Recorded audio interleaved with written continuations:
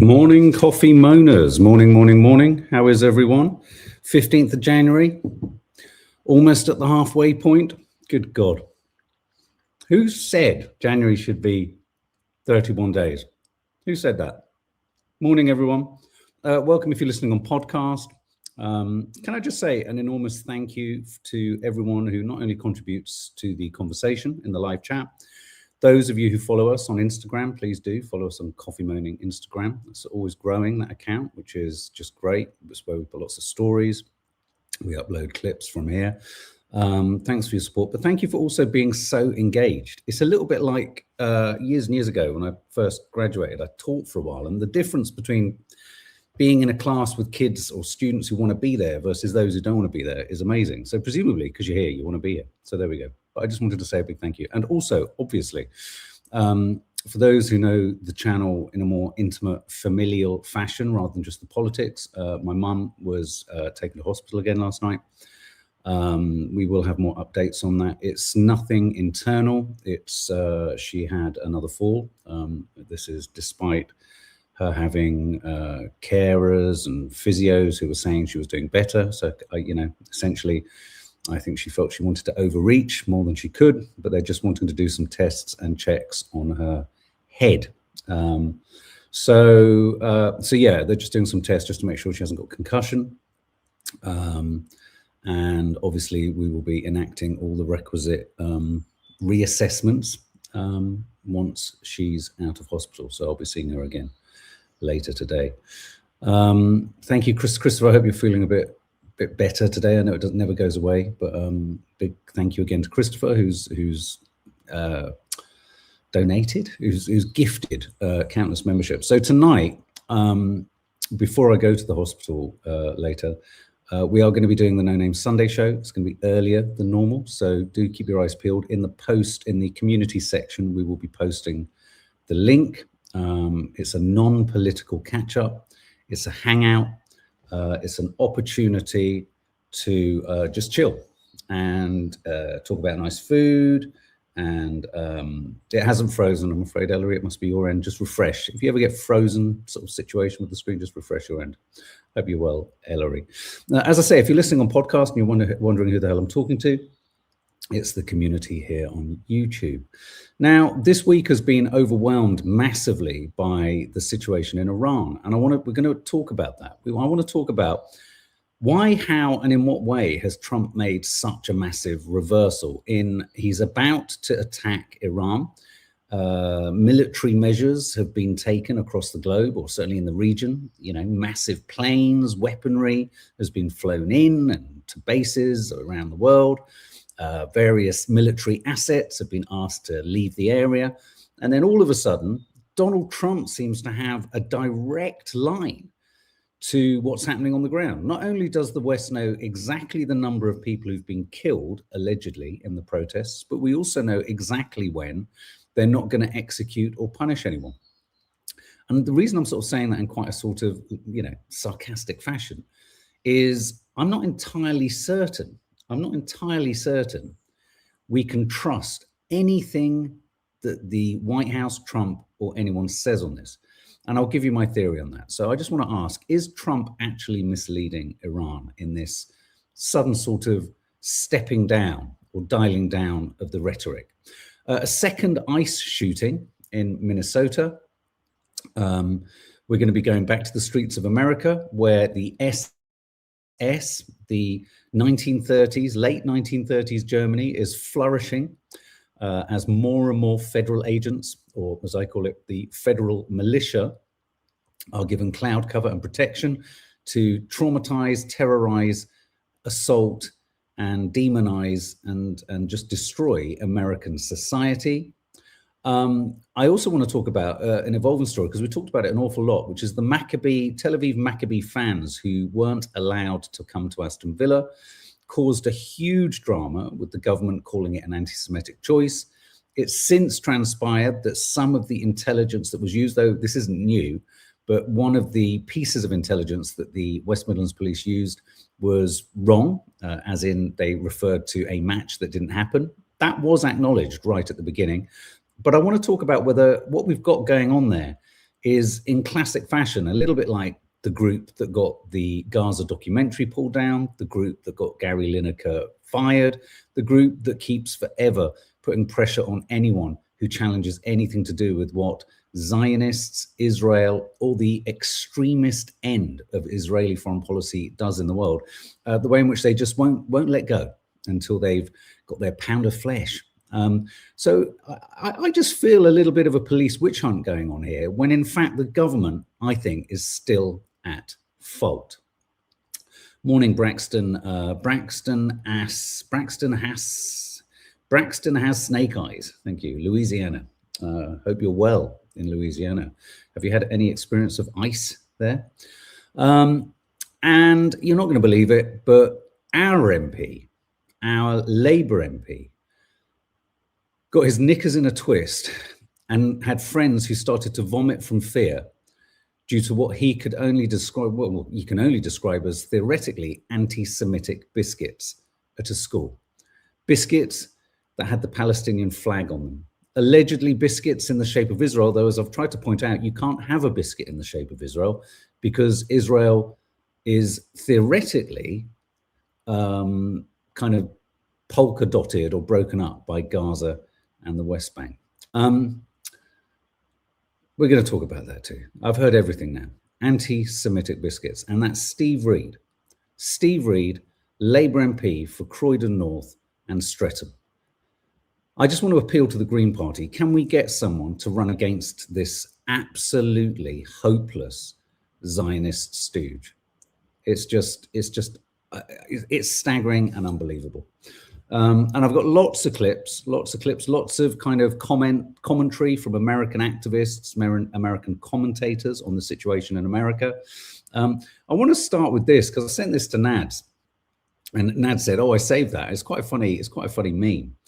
Well, it's not a meme. It's a quote from Kate Blanchett. "Never pick a fight with a woman older than 40. They're full of rage and sick of everyone's shit." And I think in there is potentially an entire How to Stay Married. And if you didn't catch last night's, where an otherwise frippery chat was meant to just be fun and light, turned into a bit of a slanging match, go and check it out. But I think that's quite true. I think there's a strong caution in there, and we should heed it from Kate Blanchett. I'd also like to share this from Yoav Gallant. Yoav Gallant, the former, what was he, defense secretary or defense minister in Minister for War in Israel. Yoav Gallant states that Israel can, quote, steer the Iranian protests with an invisible hand. I just want to remind everyone, your OCD is key. I just want to remind everyone that Mike Pompeo, Yoav Gallant, we have been told by the supporters of Israel and the Israeli government themselves, in the form of him and other broadcasters, that Mossad is on the ground in Iran. So it's not some curious kind of lovey, kind of manufactured nonsense. This is a fact. Israel, Zionism, the Americans, Trump, our insipid, gimpified government know that there is agitation and regime change on the ground in Iran. And that's why, you know, every time they tell us it, it's not like they even hide it. It's not like we have to go hunting for this stuff. We don't have to even go hunting for this stuff.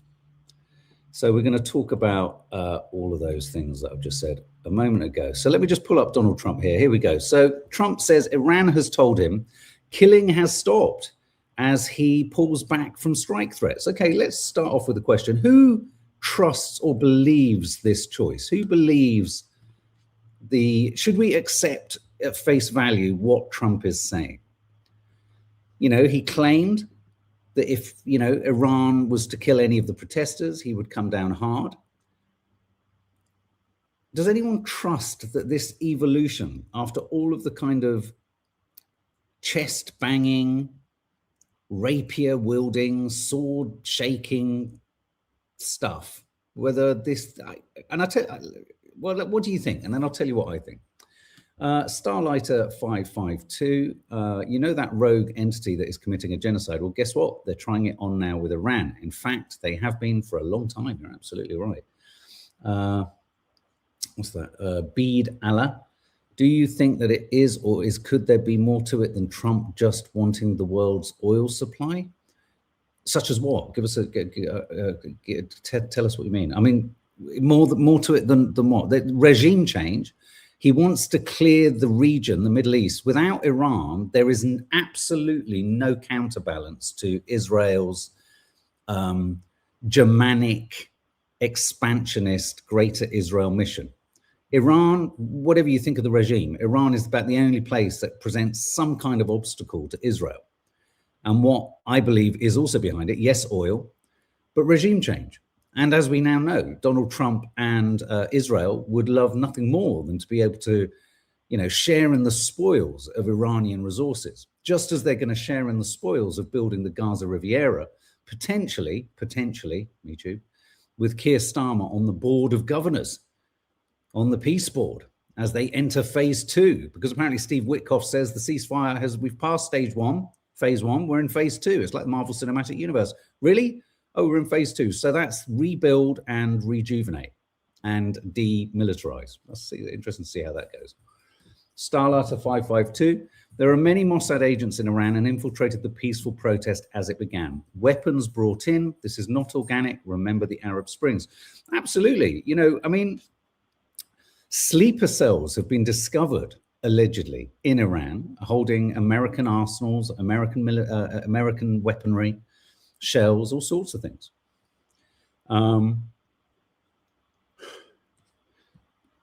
Andrew, the US is in with Israel, so it's Israel's objectives too, if not mostly. King Bridget, pretty convenient, the amount of carnage it's all caused. He told them to keep protesting, that help was on the way, and now there's a huge amount of people who have lost their lives. Well, again, and I'm only saying this, not because there's any defense that needs to be enacted against the Iranian regime, okay? We have to be careful trusting a mainstream legacy media, and I mean the American media, I mean Reuters, I mean the news feeds, Associated Press, everywhere. You've got to be careful that we receive any news as in any way trustworthy. When the media here and in America and in Europe has been so reluctant to call out what's happened in Gaza and still refuses to engage with the fact that there is no ceasefire, Palestinians are still being killed, that the expansionist policies of Israel in the West Bank are getting faster and more extreme, how can we trust even the statistics coming out of Iran? So let me give you my theory on this headline. I don't know if anyone remembers way back when, I think it was actually, I don't even know if Trump was necessarily in power, but his line on military action around the world, morning Christos, was, why would you telegraph to your opponent or your enemy what you're going to do and when you're going to do it? And I think it's a pretty safe bet that if you look at all the headlines over just this week, everyone felt there was an inevitability. So the element of surprise for Trump and America and Mossad and Israel was going with each new headline saying he's about to strike Iran. And I can't help but feel, and let's not forget, this is a president who, when Iranian officials were going to meet in Qatar regarding a sort of negotiated peace around their nuclear armaments, America and Israel, because they're the same thing, killed many of Iran's negotiators. Do you remember? There was the attack. I just can't help but feel that this sudden reversal from a bellicose, chest-thumping, guerrilla-like leader in Trump, war, we're coming to save you, all of these assets at great cost moved around the world to various bases, various islands, big bombers, biplanes, all this kind of stuff. I can't help but feel that this sudden, they say the killing has stopped. I've had a phone call with the Ayatollah. He's a good man. He's a goodly man. I just can't help but feel that this is a red herring and it's a kind of bear trap. It's a way to sort of telegraph potential. So everyone sort of just relaxes for a minute. The hope being that Iran goes, oh, okay, fine. And then they go in. So I don't trust this.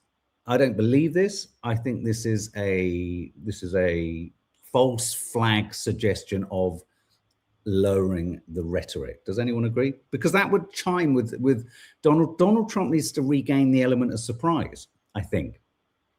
And I wouldn't be at all surprised that he also said this, not because they're not executing people, which is, of course, no one wants anyone executed. It's not because of that. It's because Iran is prepared for them. And America isn't in a position where they can perhaps do whatever it is they want to do most convincingly. And I think that's really what's behind this, because you're not suddenly going to have Trump, Netanyahu, and all the warmongers that are kind of desperate for this to happen suddenly kind of going, oh, well, okay, oh, you've stopped killing people. That's fantastic. You've done as we said. Bully. And thus we carry on. Christos, it's a well-known covert operation. Mike Pompeo said indirectly months ago, secret agents walking beside the Iranian protesters. Absolutely right. We featured the tweet 6 or 7 days ago. He says, congratulations to the Mossad agents walking alongside the protesters. I mean, isn't it amazing that they don't feel that there's any vulnerability to their position by revealing the truth of what they're doing or what's going on? It's quite remarkable, isn't it? Quite remarkable. So that's my theory on this. My theory is that Trump has said this in order to regain some kind of element of surprise. And this isn't a sophisticated thought, but again, I noticed none of the media, not even the Guardian. And I only say that because at least they try, all the independent, the margins of slightly more progressive kind of media, mainstream media, none of them are asking questions about the fact that it's been said by Yoav Gallant, it was said by the diplomatic editor of a channel, Channel 14, I think, in Israel, that Mossad agents are on the ground, that there is a fermenting of unrest in Iran. Not one progressive, so-called proud not to be like the Telegraph. My God, I popped a post under an article in the Telegraph today. It was a feeding frenzy of fear. I've never known viciousness like it. Tells you everything you need to know. Don't think the Telegraph readers are a bit gentler than the Mail readers. They're not. They're violent and vile and ghastly.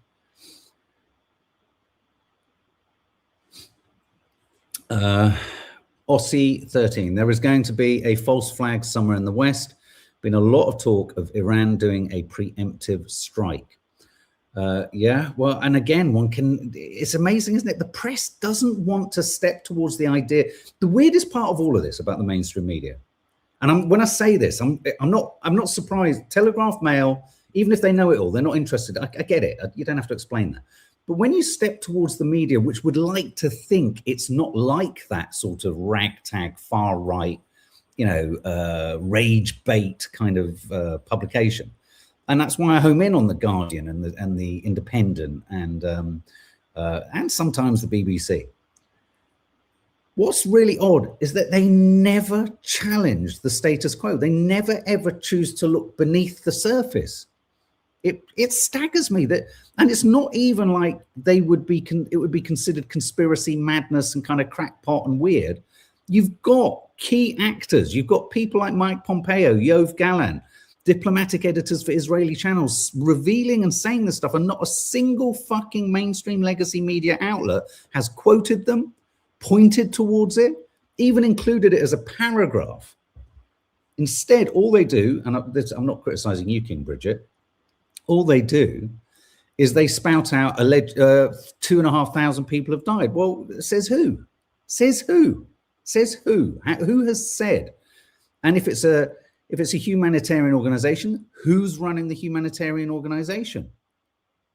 That's why it matters when organizations like Save the Children and Amnesty International and Red Cross say stuff about places like Gaza, and if they said stuff about places like Iran, because there's a degree of objectivity and neutrality there. So I don't trust this at all. I don't trust this at all. And I think this is a really obvious way to try and regain the element of surprise. So give it another 24, 48 hours. They want it to happen. They don't want Iran prepared for whatever it is they do. We'll wake up and it'll have suddenly happened. But sticking with Iran, this was the piece that I left a comment underneath. See what you think of this. Alistair Heath says, the hypocrisy of the lovies over Iran is sickening. Compared to the anti-Israel outcry, the double standards are despicable. I'm quite happily one of the lovies, I guess. I'll tell you why. It's very simple, Alistair. It's incredibly simple, Alistair Heath. I'm sure your private, educated, background can afford you this complex thought. There's no hypocrisy here. The reason there isn't the same outcry is because Israel is behind this in big measure. Okay? One can support the desire to have a different regime in Iran, but not get behind the Israelis, the Americans, and the imperial, colonialist, supremacist West. And the problem for anyone who has been campaigning on behalf of the Palestinians is that if you were to step onto the streets for the resistance in Iran, you would be hijacked and you would be co-opted and you would be supporting a Zionist mission to install a monarch, an unelected monarch that is friends with Israel. That's all this is about. This is regime change. And regime change can either happen obviously or it can happen through stealth. So it's not complex. These lovies haven't lost us lovies haven't lost our standards, but we ain't going to be lured into your Zionist trap. We've seen it. We've been around it. We know it. We know the history of the region. We know that Netanyahu has wanted to destroy Iran for years. And whilst Iran is not a good actor, they are the only balance of sorts to Israel. And unfortunately, for the vast majority of people on the planet who've watched Israel, not Iran, that's not to say Iran haven't committed egregious human rights atrocities, but in recent months, in the last 2 years, it's Israel that's committed a live-streamed genocide. So forgive us all for not having forgotten that. Very straightforward, Alistair Heath. Dip into your private school education. In other news, how does it leave you all feeling? What's a lovey is the idea that, oh, it's an actor. Someone who throws their kefir and is like, oh, come on, we've got to march. It's, don't get me wrong. There's on the Venn diagram, the Islington wanker was more than likely a lovey. So the lovey is someone who's like, yes, I'm all for bad things, all for good. I'm a lovey. If that makes me a lovey, being anti-genocide, I'm a lovey. I'm an absolute lovey. What a joke. How can you weaponize being against a genocide? How can you do that? Christos, the new strategy is the oversaturation of the public with news, ops, ed, so everything gets overwhelmingly vast and people can't keep up. Ultimately, also be distracted so they can't follow it all. That's a really valid point, Christos. And actually, that's something we struggle with. Every morning, me and Nadia spend at least 2 hours moving through various stories. Where should the emphasis be? How is one running the risk of talking about one thing too much for fear that people feel it's kind of not progressing the story or there's no hope?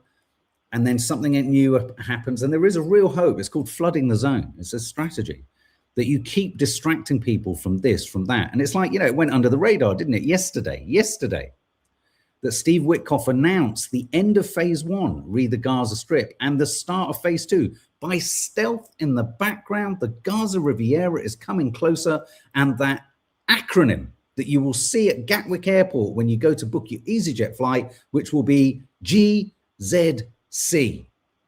Gaza City, £79, please. Sea-facing apartment built on the bones of dead Palestinians. That's where Steve Witkoff is taking things. That's what's happening inexorably in the background as all this other stuff goes on about Greenland and Iran. Gaza is just being prepped and softened up for development. Ceasefire. Go and ask anyone in Gaza, anyone in the West Bank, whether anything has changed. Living under drones, the constant possibility of a bomb being targeted, a yellow zone that's forever constricting and getting tighter, children being shot because they're considered security risks by soldiers. No aid being, the amount of aid being allowed in is a drop compared to what their international obligation, humanitarian obligation is. So much going on, Christos, you're absolutely right. It speaks to the difficulty, the challenge, but also the reason we will not stop here and other independent media outlets forever talking about this stuff. They want us to stop because we're bamboozled. They want to bamboozle us.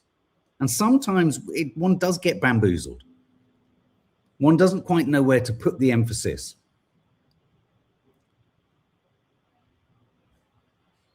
Just checking I haven't got any quotes regarding... Oh, have a listen to this guy. I forget his name, but he's fantastic. Nadia knew him, so maybe you guys do too.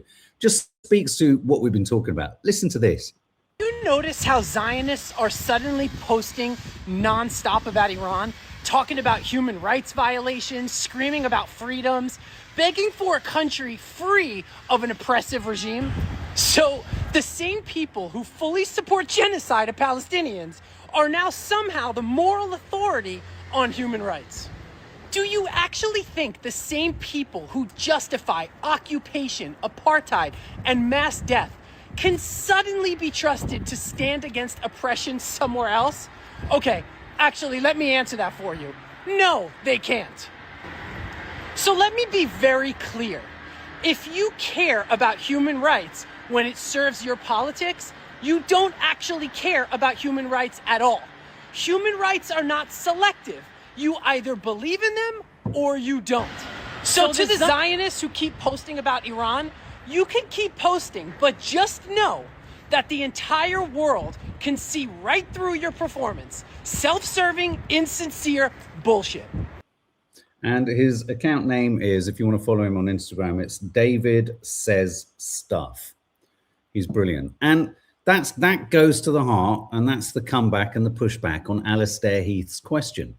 We all know what you're up to. We all know what the right-wing legacy colonialist system, systemic kind of control of everyone other than yourselves and all your vested interests and all your investments and we know what you're up to. We know what you're up to. So I say, lovies unite against a clear appropriation of the oppression of many Iranian citizens. Here is Israel, the Zionist machine, and America taking advantage of the situation for everyday Iranians. It's just awful. So it's grisly. It's grisly. We're going to go back to issues of anti-Semitism in this country, because we're going to talk about the Maccabi football fan ban and the dressing down and the pressure that's currently being exerted on the West Midland Police Chief. And we're also going to be talking about some anti-Semitic biscuits.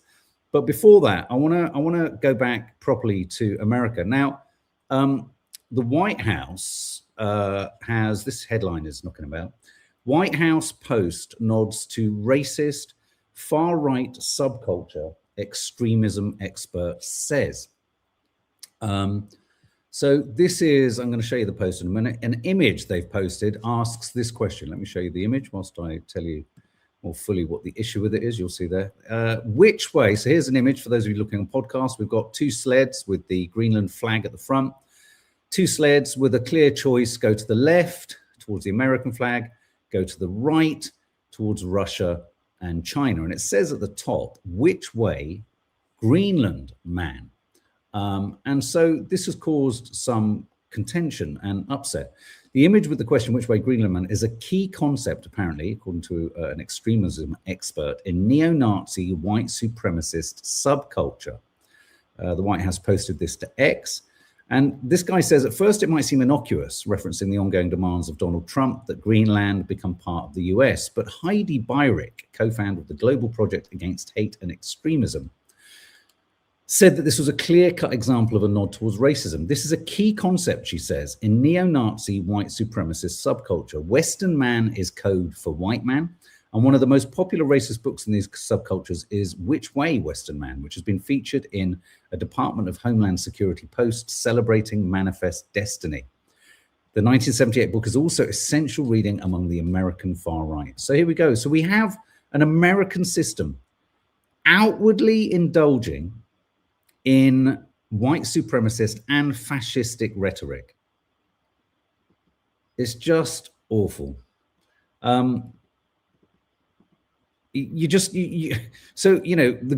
Greenland has no rights. There's no indigenous people in Greenland. Let's not forget, what did Donald Trump say? Just because a boat went there 500 years ago doesn't mean you got to claim. Hang on a minute, Donald. a boat came here, or quite a few boats came here. We laid claim. So it kind of does stack up. I think they might have been there even longer than anyone was here, Donald, if I'm brutally honest. Absolutely ridiculous. So his mission and his passion and his appetite for Greenland isn't abating. The foreign minister said that there's still fundamental differences after the meeting with Rubio and with the vice president. Are you willing to leave the NATO alliance in order to get what you want with Greenland? What are the options right now? Well, I wouldn't be telling you what I'm willing to do, certainly. I'm not going to give up options, but it's very important. Greenland's very important for the national security, including of Denmark. And the problem is not a thing that Denmark can do about it if Russia or China wants to occupy Greenland. But there's everything we can do. You found that out last week with Venezuela. There's everything we can do about things such as that. Not going to happen. We're not, I can't rely on Denmark being able to fend themselves off. They were talking about they put an extra dog, and they were serious about this. They put an extra dog sled there last month. They added a second dog sled. That's not going to do the trick. Oh, God, it's frustrating when he's actually funny. They put a second dog sled there. I doubt that's what the Danish said. Apparently, Germany is sending some troops. Apparently, we're saying we'll send some troops. Norway, other countries, Arctic North countries are saying he's overblowing the crisis. Of course he is. He's looking, it's exactly the same expansionist policy that Nazi Germany was interested in, Lebensraum. Lebensraum was Hitler's, it was a word for more living space, more breathing space, living room. And that's when he went into the Sudetenland. That's when they annexed Austria. That's when he went over towards Poland and just started to expand and expand. He wanted more room for the singular race. It's exactly what Netanyahu is doing in the Middle East. Take a bit of, you may have seen my satirical upload on Instagram last night of Mel Brooks in The Producers portraying Hitler. I want peace. I want a piece of Portugal. I want a piece of here. I want a piece of there. Netanyahu wants a piece of Lebanon. He wants a piece of Syria. He wants a piece. He'd love a piece of Egypt. He wants a piece of. He'd love a nibble at Iran. He'd love a piece of Qatar. He wants every. He wants to go in all directions, and that's the mission behind hobbling, if you like, Iran, is so that he meets less resistance. Resistance, remember, to white imperialist colonialists is always deemed terrorism. Always, because someone somewhere deems everything that Netanyahu's doing and Trump's doing as right. Well, usually they're people who seek to financially benefit from it. So yeah, it's just he's just shocking. It's just shocking. What do you think, guys? Whenever he mentions dogs, says Lucy Williams, all I think about is when he said, or shouted rather, they're eating the cats, they're eating the dogs, they're eating the pets. They're not, Donald. They're not. He has an issue with dogs, by the way, worth Googling, says Christos. No one will do anything. He will get his way. You're absolutely right. I mean, and this is where I think I said it and suggested it yesterday. I believe that we will almost the stigmatization that our government through Palestine Action, America, Israel, the stigmatization of all forms of resistance and the prescription of them all as forms of terrorism is potentially going to come under pressure when more and more everyday Americans are forced into a Palestinian-esque situation of having to resist and having to fight back. I said this yesterday, I said it this is a kind of epiphany for me, an epiphany of actually, how can one see hope in something as appalling as what we're seeing in America? Things are getting so bad in America. It's not that resistance will resolve the problem, and it's not that American civilians and citizens pushing back against the authorities will change the rubric. They'd be fighting against, and they will be if it breaks into civil war. Think about it already. Think if America tipped immediately into civil war, if what's happening in Minnesota, and we're about to go there, we're going to got lots of clips of Minnesota, incredibly distressing. But if the rest of America tipped like Minnesota, one half, the American citizen half of the country, would be facing an already armed federal militia. So, it's already, the tables are already tilted in one direction as it is. So let's go to America. I want to play you, I've got rid of Trump Greenland, just 1 second. I just want to play you this clip and I'll tell you who he is at the end. Country is collapsing. We are witnessing the collapse of America. not someday, not hypothetically, right now, right before our eyes. The American people have been pushed into a corner. They're being grabbed, detained, crammed into vehicles, and even murdered. There is no accountability, no consequences. Political leaders have failed us miserably and are failing us miserably. Military leadership is non-existent, and the people are being left to deal with this all alone. This isn't about parties anymore. This isn't about ideology. This is about a system that no longer protects its own citizens and no longer answers to them. The response from those in power is not solutions. This is force, it's silence, it's pretending that this can be controlled and everything will be okay. Now, I'm not calling for violence, but I am saying we are being abandoned. So hear this clearly. The only way this country comes back is if the people take it back. We pull our support financially, we pull our money, we pull our votes, we refuse to keep feeding a system that is destroying us. There is no one coming to save us. We must protect each other, stay alert, stay sharp, be careful, and hold the line, my friends. Hold the line. Very powerful stuff. And his account on Instagram is the one called Jay, spelt J-A-I. I mean, it sounds... I get more alarmed by people who aren't alarmed by what's going on. And some would say, oh, you're pushing your face too far into the news. If you're not looking at this, then there's many quotes knocking about how Nazi Germany developed. It was all the people going about their daily lives and buying their bread and pretending it wasn't happening. And perhaps even once it had happened and once they got past and once Germany had lost the war, they were still going about buying their bread, not wanting to care about it. But you are, unfortunately, if you're that disengaged with stuff like this going on in America, and it is coming here, guys, and I'm about to show you something that will prove to you it is coming here, then you are complicit. And okay, one can choose not to get really angry with you because your complicitness or complicity is low level and it's one conducted by omission and silence, but you are complicit. And in many years to come, if history doesn't matter, if justice never arrives, you'll have descendants. You'll have, I presume, children, grandchildren, great-grandchildren will go, well, what did he do back in the day? Or she do back in the day? Oh, they just went and bought bread. They just carried on about their everyday business. How did they let this happen? God only knows. Because the one thing that isn't going on in this crisis, and I just heard it was just on Radio 4 a minute ago.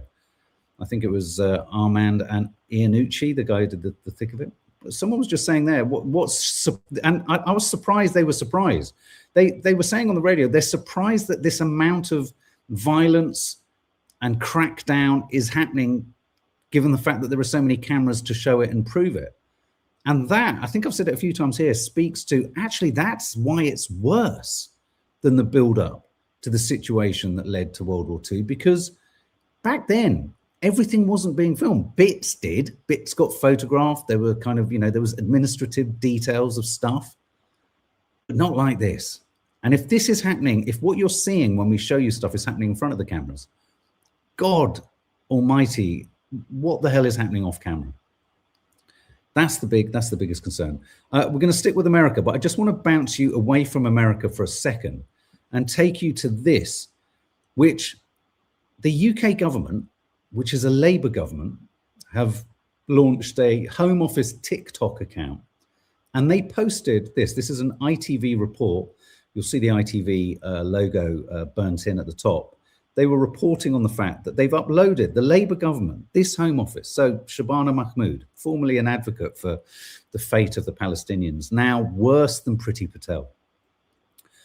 They've uploaded this. What does it remind you of?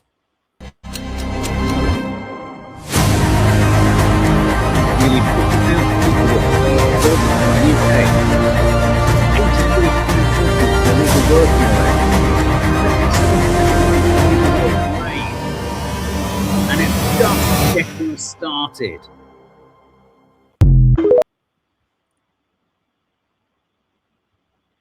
I'm horrified. It's here. And the part of it that's astonishing, we haven't had to wait for reform to win for this to be uploaded. Can you, that's what you, did anyone, if anyone was here yesterday, I played, and we had to remove, it was a Lord, is it Lord or Lordes track that was underneath it? But the White House or the Department of Homeland Security uploaded something very similar. It involved a lot of guns and ships and battleships and night vision goggles and all the rest of it. But if you think it's not coming here, the Labour Party have uploaded something, this, I'm going to play it again, with that sort of pseudo-American, sinewy, dramatized nonsense music.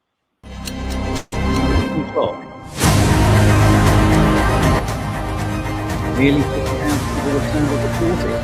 83% increase in illegal working rate. 77% increase in illegal working rate. And it's just getting started. With an airplane getting people out of here. Wow. The inhumanity is catching. What's happened to Labour, man? I mean, they're literally unable to hide. What is it? Spinelessness? Is it that it's always been fraudulent? Are all these Labour Party members just frauds, conservative lights? All Starmer's thinking about, and this will dictate whether he accepts his place on the board, the peace board in Gaza. He'll be doing a Tony Blair. How can he monetize his premiership? That seems to be all that happens to our prime ministers, with a few exceptions, is how can they monetize themselves after they've been prime minister? They don't care. They don't care. Starmer does not fucking care. Astonishing. It's just okay. So look, I've got this ice cream. I just want to show you this footage. This is footage again in Minnesota. Let me just play you. I think this is a CNN report, short report. Let me just see how long it is. It's 1 minute 20. Let me just play you this. This is the continuing ICE brutalism.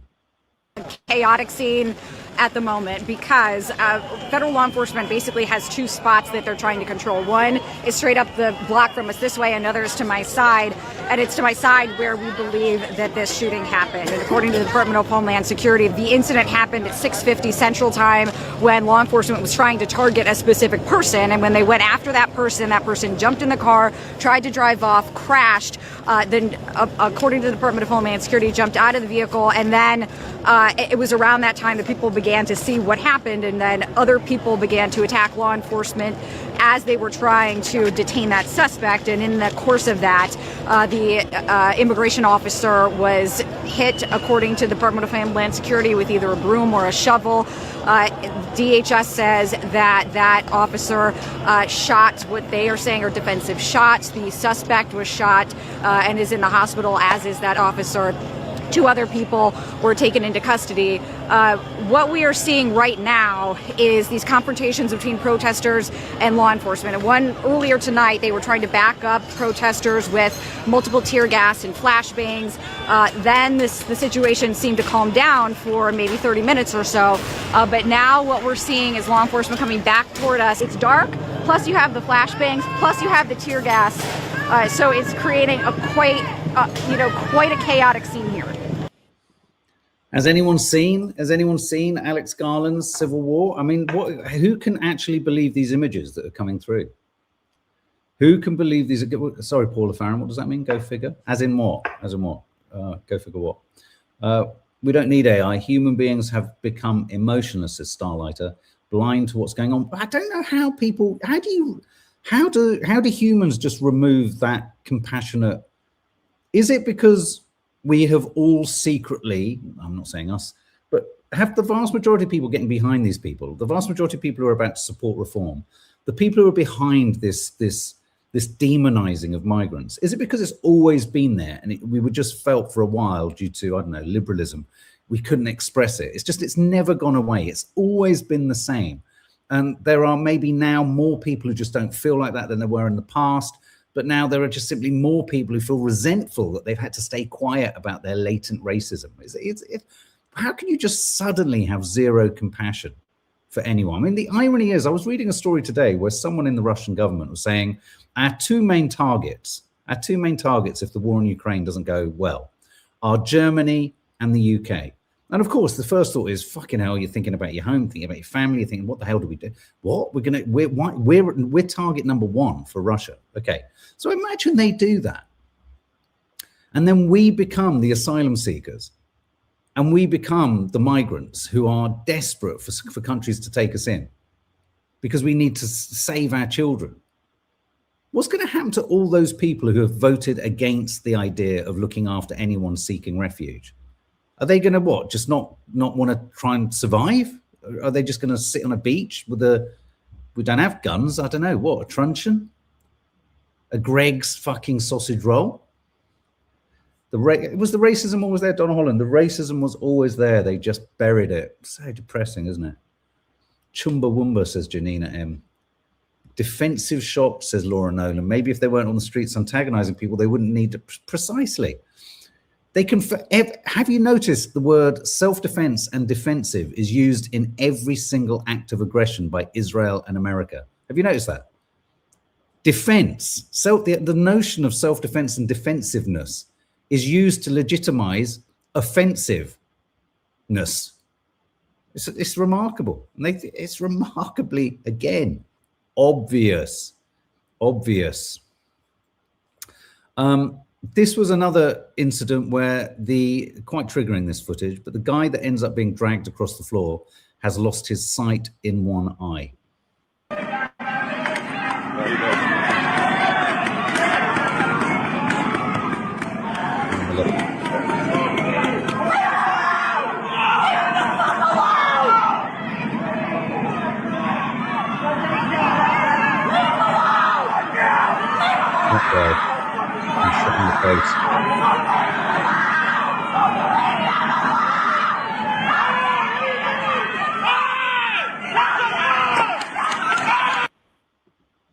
This is America, guys.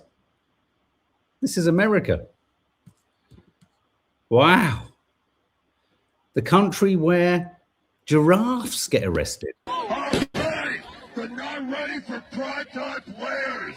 You got your super soakers, you got your fucking baloney. Where are we going? We want us over here? Oh, we got the power march. What are we doing here? What?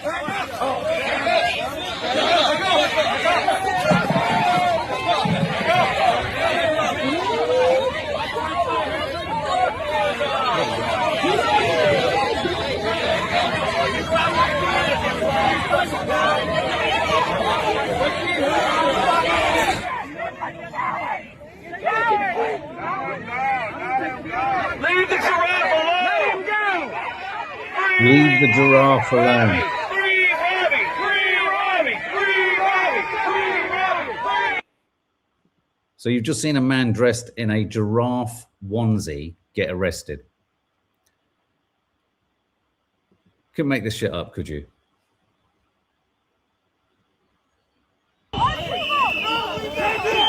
Now, this footage yesterday has become viral. This is a woman who says she is disabled and was going to an appointment, dragged from her car and carried away. This footage you may have seen doing the rounds. It's just hideous. It's an overreach of force.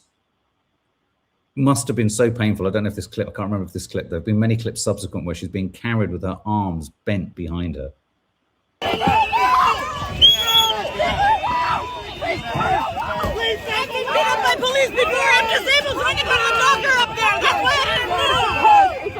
Earlier this morning, ICE agents conducted a raid at 34th and Park in Minneapolis. While they were in the process of bringing the people out of the home, a protest started to form. And as it grew, more federal agents showed up. Take your fucking mask off! I just dropped everything one way! Or what? Or what? Things quickly turned chaotic as tear gas was deployed and pepper balls were shot off. There was a woman who pulled up in a car who said that she was trying to get through for a doctor's appointment. She got into an argument with the agents. The agents ended up busting out her passenger side window. They dragged her out of her vehicle, cut off her seatbelt, and arrested her. There were also other protesters who were shoved to the ground and who were arrested. As everything grew, people came out of their homes to see what was going on. There was a man in a bathrobe that was walking around taking video. The next door neighbor was speaking outside of his front door and they came out onto his porch. The people that were taken out of the home looked like they might be teenagers, and the crowd was very angry about that. Protesters were screaming that they were kids and to let them go.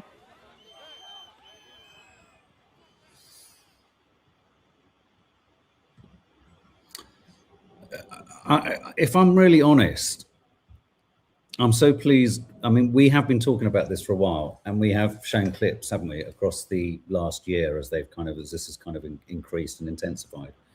It's so frightening, isn't it? It's so shocking. It's unbelievable for anyone who knows America, has worked in, traveled across, knows American culture, you know, to think that this is happening there. And Nadia made the point yesterday, and it's happened it's happened so quickly. I mean, Donald Trump's system in the first, regime in its first year has just totally tipped upside down social norms. He's already created huge fissures and cracks between not even progressives. Once again, you're going to be characterized as a progressive domestic terrorist if you are anti this behavior.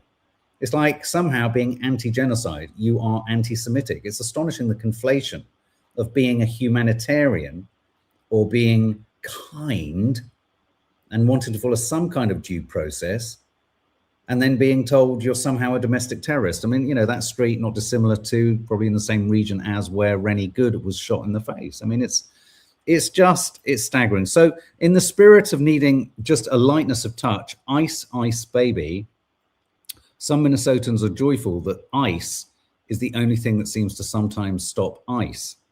Shame on you! But hell hath no fury like an ice agent falling over. Hell hath, look, they go for it, look.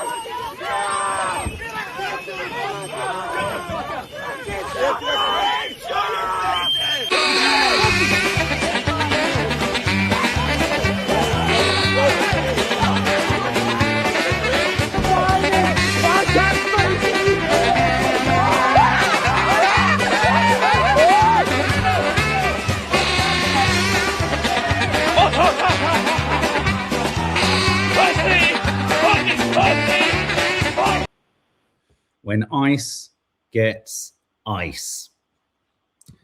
Ice gets iced. In case no one saw it, just finally, before we move over to the Maccabi and then the anti-Semitic biscuits, my God, we're long for time already.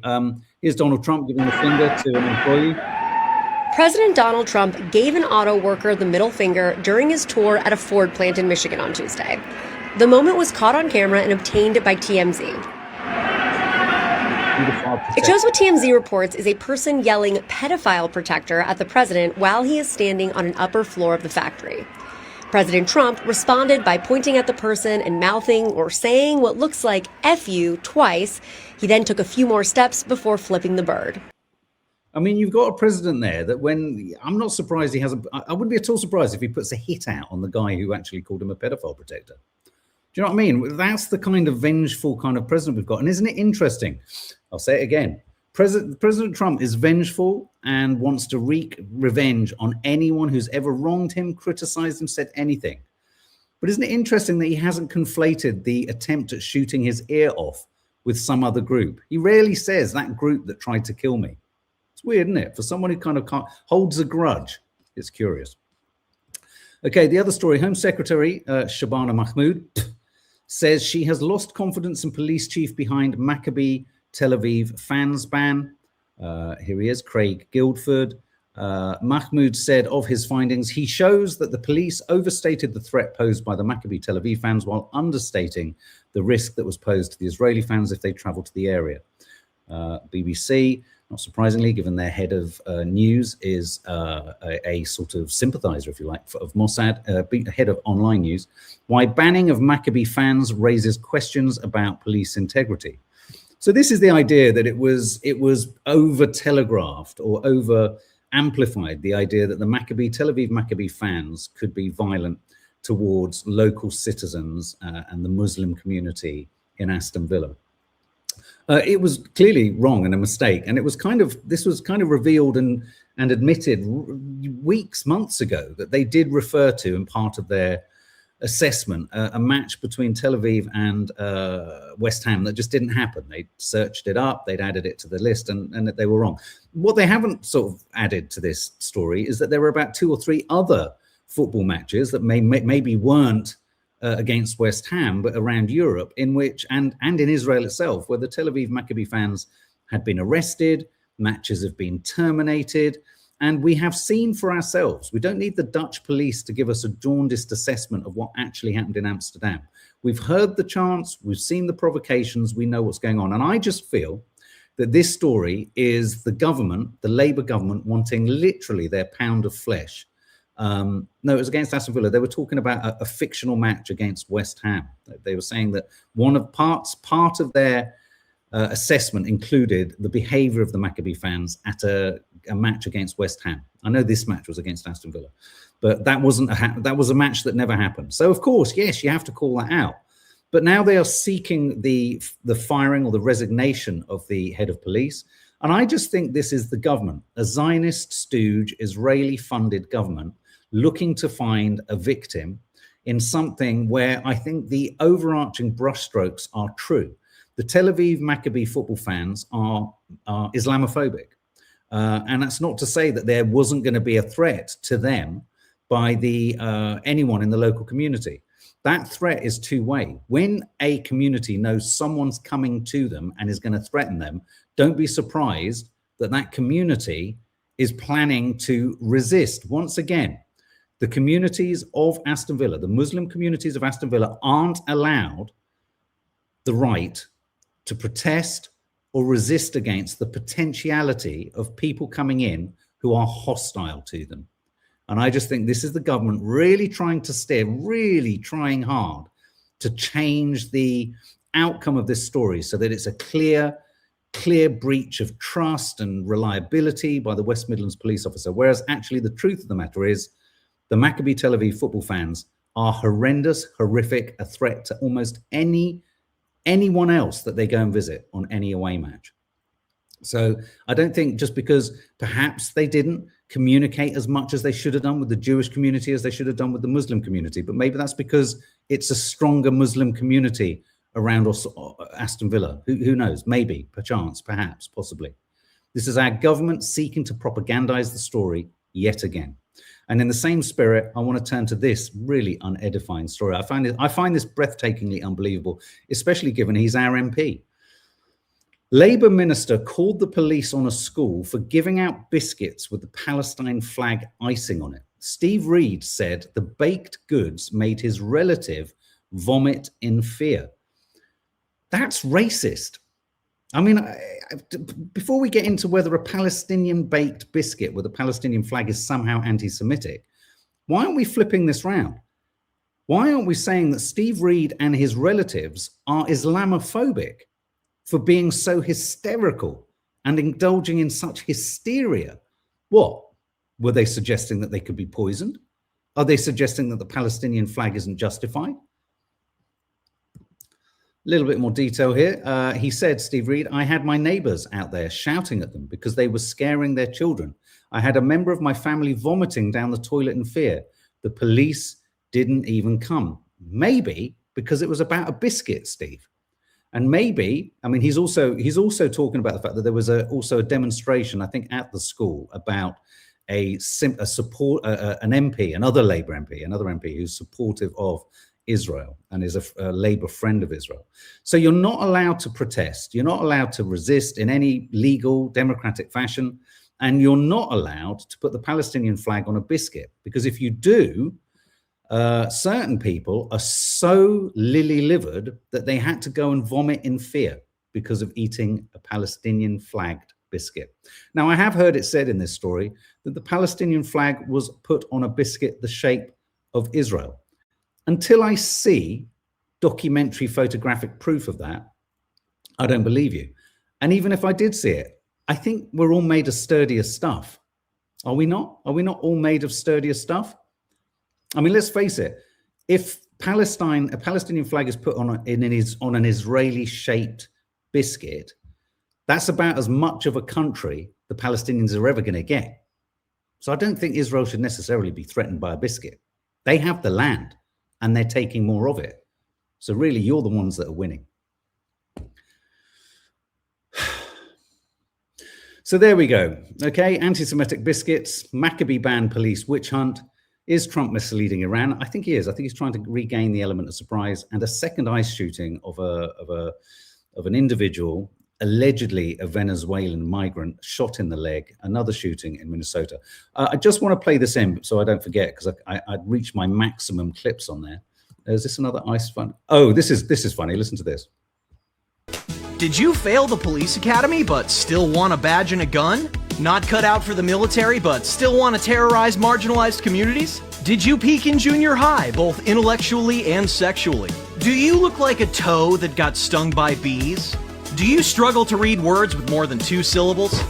Do you have 0 skills, talents, or redeeming qualities as a person? If so, join ICE! Every worthwhile member of your community will rightfully despise you. Turn your fear, cowardice, and fragility into state-sanctioned violence. No experience required, and training only lasts 10 minutes. Ruin people's lives for no good reason. Solidify your place in the anal polyps of history. Your mail-order wife will develop a debilitating alcohol problem to cope with your sham marriage.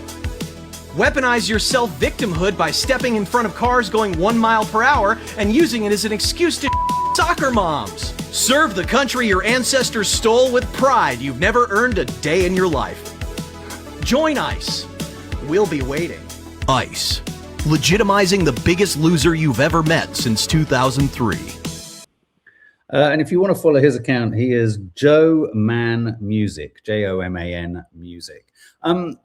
Lee Jordan makes a good point. It's okay to put a USA flag over the map of Greenland. Okay, well, I would like to say to Steve Reed, how do you think our children, Anglo-Arab, how do you think any children, young people, children in this country of any Arab descent, Arab, I don't even hear the acknowledgement of Arab as a kind of fucking race, culture, or legitimate person.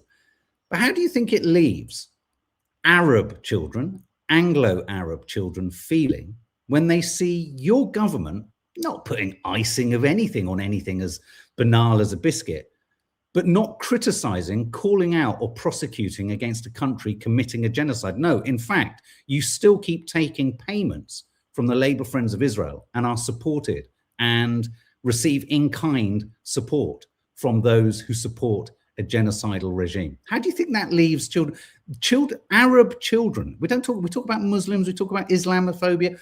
Arab, I have 2 Arab children. How do they feel? How do they feel about the government's policy of supporting the Israeli genocide?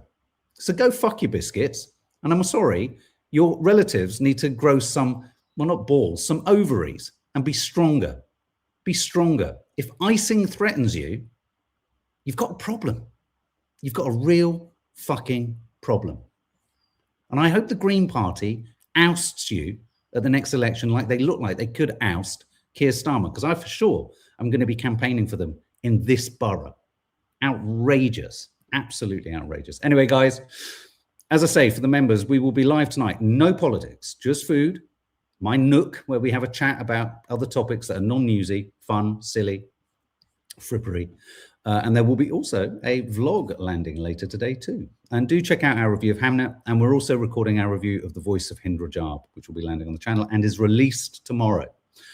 Okay, it takes the biscuit, says Rachel Thomas. Thank you so much. Thanks, guys. As ever, thank you for all of your comments and all of your thoughts.